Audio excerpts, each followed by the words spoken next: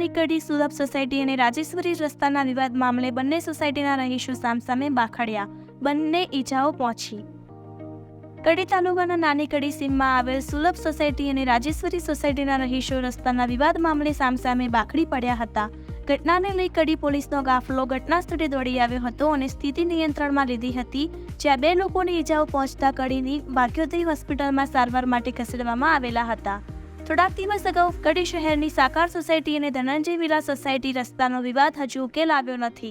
ત્યાં કડી તાલુકાના નાની કડીની સુલભ અને રાજેશ્વરી સોસાયટીનો રસ્તાનો વિવાદ ફરી સામે આવ્યો હતો. છેલ્લા ઘણા મહિનાઓથી બંને સોસાયટીઓના રસ્તા બાબતે વિવાદ ચાલી રહ્યો છે, જ્યારે મંગળવારે મામલો ઉગ્ર બન્યો હતો અને બંને સોસાયટીના રહીશો સામસામે આવી જતા ધીંગાણું થયું હતું.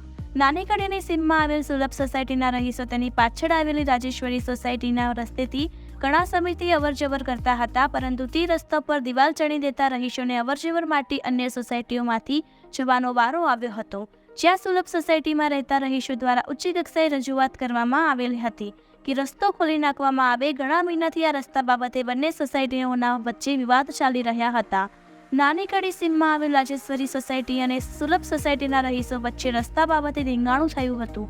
ઝઘડામાં સુલભ સોસાયટીમાં રહેતા પટેલ દિયા પટેલ, ખુશ્બુ પટેલ, મંદાબેનને ઈજાઓ પહોંચતા કડીની ભાગ્યોદય હોસ્પિટલમાં સારવાર માટે ખસેડવામાં આવ્યા હતા.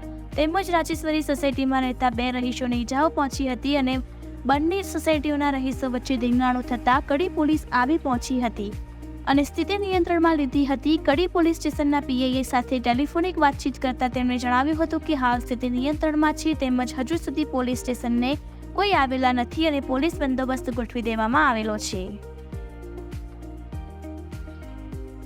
કુમાર દશરથભાઈ પટેલ, સુલભ સોસાયટી, 11 નંબરનો રહેવાસી. અમારા રસ્તા બાબતે ક્યારની તકરાર ચાલુ હતી, એનું અમે સરકારી માપણી મંગાવેલી તથા આ નિરાકરણ ના આવવાથી લેડીઝ લોકો થયેલા અમારો રસ્તો આપો. બિલ્ડરને ફોન કર્યા, બિલ્ડર કોઈ ફોન ઉપાડતા નથી. પછી લેડીઝને માર્યા. પછી અમે ગયા તો અમને બી માર્યા. મારી બેબીના પગે 2 ધોકા માર્યા. ફ્રેક્ચર થઈ ગયું છે. થઈ ગયો કે ના થઈ ગયો ખબર નહીં. દવાખાનામાં દાખલ છે અને વાળ ચાલી અને 7 ફૂટ ઢળી છે. પછી એક છોકરીને મારી, એક બેનને માર્યા અને 2 ભાઈને ધોકા માર્યા. આ બધા દવાખાને દાખલ છે. શું મામલો શું છે? કેટલા સમયથી ચાલે છે મામલો? 3 મહિનાથી ચાલે સાહેબ. રસ્તા બાબતે કોઈ જગ્યાએ રજૂઆત કરીશું? રજૂઆત તો જો કલેક્ટરમાં કરી, ડીએલઆરમાં કરી, મામલતદારમાં કરી, ડીડીઓમાં કરી, ગ્રામ પંચાયતમાં કરી, બધે જ કરી છે. મીડિયા હતા, માપણી કરવા બોલાયા અને લોકો સાહેબ બધું તંત્ર ફૂટેલું જ છે.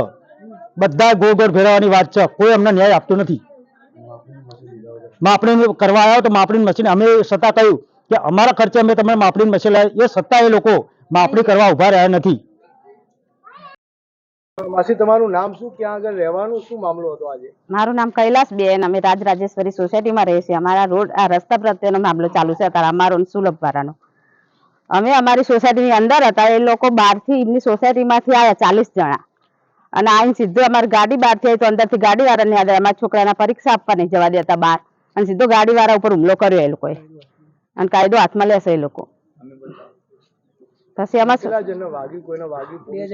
2 જણને વાગ્યું અમારે. શું એટલે મામલો શું છે માસી? એટલે બસ આ રસ્તાનો જ એ લોકોના. કેટલા સમયથી ચાલે? 2 મહિનાથી. તમે રજૂઆત કરી હોય ઉપર કઈ કરી પોલીસ સ્ટેશનમાં, કલેક્ટરમાં બધે રજૂઆત કરી અમે.